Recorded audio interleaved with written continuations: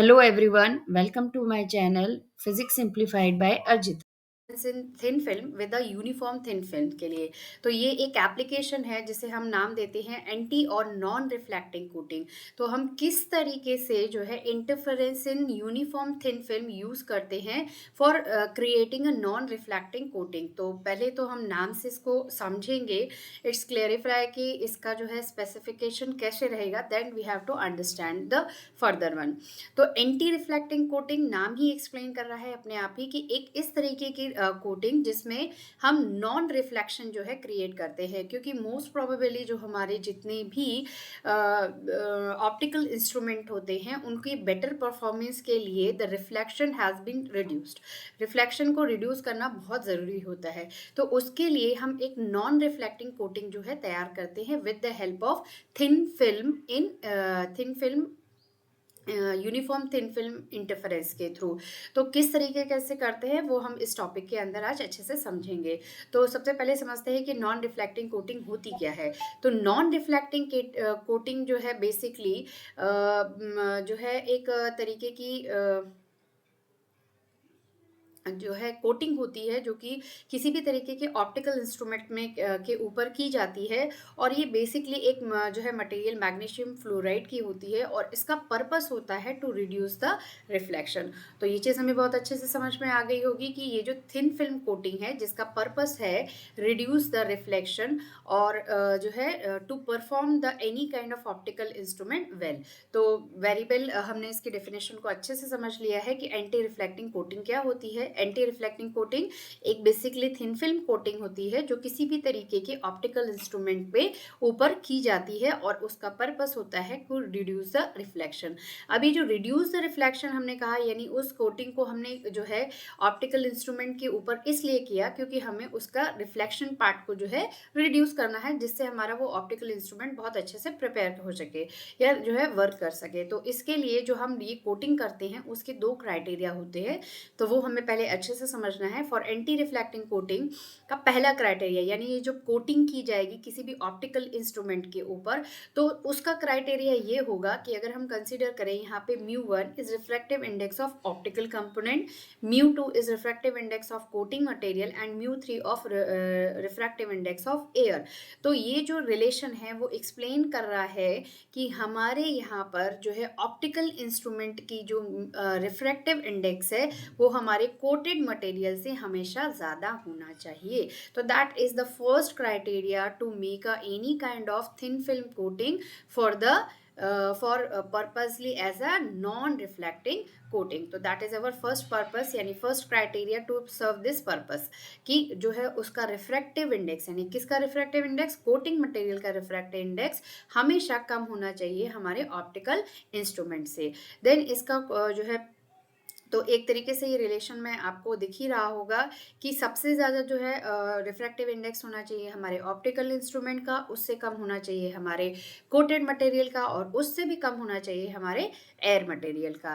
And the second one two solve this purpose of reduce the reflection is that it follow the destructive interference, क्योंकि हमें पता है कि destructive interference में ही हम लाइट की इंटेंसिटी को क्या कर सकते हैं, कम कर सकते हैं। तो दीज आर बेसिकली टू जो है criteria by which we can create any kind of thin film coating which serve the purpose of reduce the reflection, or this coating is known as non reflecting coating. तो ये तो अजय अभी यहाँ पर आपको समझ में आ गया होगा कि एंटी रिफ्लेक्शन कोटिंग होती है सिंपल शब्दों में कि एंटी रिफ्लेक्टिंग कोटिंग मतलब ऐसी तरीके की कोटिंग जो किसी भी ऑप्टिकल इंस्ट्रूमेंट पे की जाती है, किस लिए, टू रिड्यूस द रिफ्लेक्शन। और इसको बनाने के लिए हम दो क्राइटेरिया को हमेशा फॉलो करते हैं। पहला कि उसका रिफ्रैक्टिव इंडेक्स जो है यानी कोटेड मटेरियल का रिफ्रैक्टिव इंडेक्स हमारे ऑप्टिकल इंस्ट्रूमेंट से हमेशा कम होना चाहिए। सेकेंड, वो हमेशा डिस्ट्रक्टिव इंटरफेरेंस को फॉलो करना चाहिए।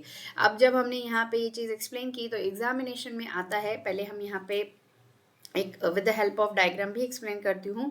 मोस्टली हमारे optical instrument made of glass होते हैं, लेंसेज जो भी होते हैं, तो यहाँ पे हमने वो ऑप्टिकल इंस्ट्रूमेंट लिया है फॉर दैट, और उसके ऊपर ये जो एक लेयर दिख रही है that is as a MgF2, मैंने मैग्नीशियम फ्लोराइड बताई जो नॉर्मली या कॉमनली जो है यूज़ की जाती है फॉर एंटी रिफ्लेक्शन कोटिंग। तो यहाँ पर ये जो लेयर दिख रही है आप लोगों को, ये सर्व करती है as a anti reflecting coating, और इस कोटिंग का पर्पस होता है again to reduce the reflection. तो पर्पस तो वही चीज़ हमने देखी।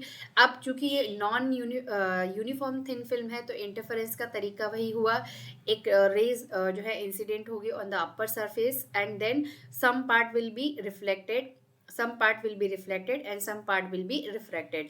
At point C once again some part has been reflected and some part has been refracted, and at point D again some part has been reflected and some part has been refracted. यानी partial reflection and refraction will be going on for the uniform thin film. अब यहाँ पर हम जो है यहाँ पर thickness find out कर रहे हैं कि what will be the thickness of this non reflecting coating जो है कितनी होनी चाहिए। तो ये हम यहाँ पर जो है with the help of derivation जो है फाइंड आउट करेंगे। तो पहले हम कंडीशन कंसीडर करते हैं, क्राइटेरिया कंडीशन कंसीडर करते हैं। तो criteria will be same for the non reflecting coating. The mu G is always greater than the mu F. Mu is refractive index of glass, mu F is refractive index of जो है thin film जो कि coated की गई है for anti reflection coating की तरह, and mu A is the refractive index of the air. And the second criteria for that ki it follow always the destructive interference.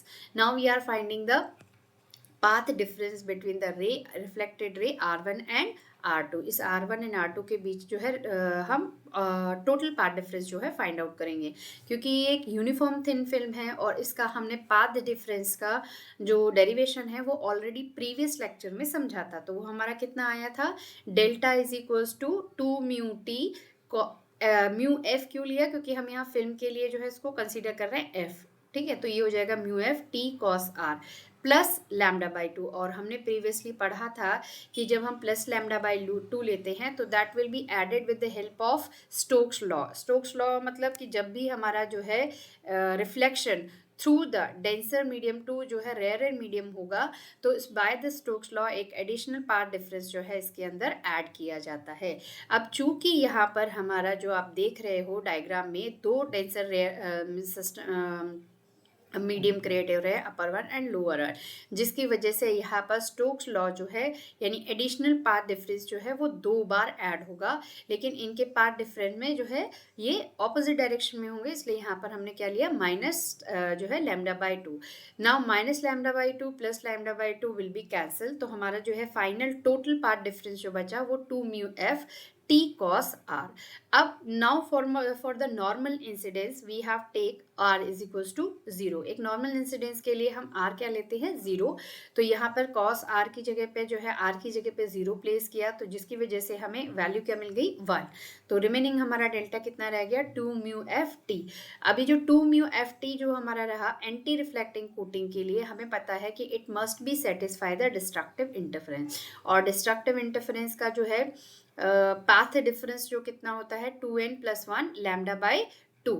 ये जो वैल्यू दिखी हुई है 2n+1 lambda by, it is showing the condition of destructive interference, ठीक है, या dark fringe. तो अभी हमने जो निकाला था यहाँ पर 2 mu F t that is also a path difference. तो compare with both the path difference, तो for the minimum thickness we have consider n is equals to 0। यहाँ पे n 0 जो है प्लेस किया, तो that is only 1 lambda by 2 has been remaining. तो यहाँ से t की वैल्यू हमारी निकल के आई लैम्डा अपॉन 4 म्यू एफ।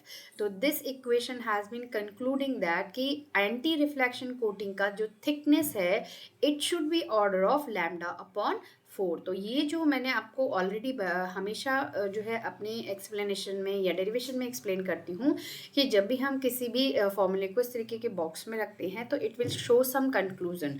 तो ये जो कंक्लूजन है, ये जो स्टेटमेंट है somewhere, it is also prepared for the question purpose also, कि हाउ यू शो दैट कि जो है T T is the thickness of the coated material will be lambda by 4 यानी वेवलेंथ के 1/4 पार्ट होती है। तो ये चीज़ जो है आपको यहाँ पर प्रूफ करने के लिए आता है, या ये क्वेश्चन आएगा कि how will you prepare the anti reflection coating and as well as find out the thickness of this anti reflecting coating. तो यहाँ पे हम लोगों का जो है एंटी रिफ्लेक्टिंग कोटिंग का जो थिकनेस है वो हम लोगों ने जो है फाइंड आउट कर ली। तो दोस्तों यहाँ पे फ्रेंड्स स्टूडेंट्स जो है यहाँ पर मैंने आप लोगों को ये जो है डेरिवेशन एक्सप्लेन कर दी है। ये डेरिवेशन इसी तरीके से एग्जामिनेशन में पूछी जाएगी। अगर आप लोगों को सेशन समझ में आ रहे हैं, लेक्चर समझ में आ रहे हैं, तो सब्सक्राइब कीजिए और जो है ज़्यादा से ज़्यादा शेयर भी कीजिए। Thank you once again, bye bye, thanks for watching.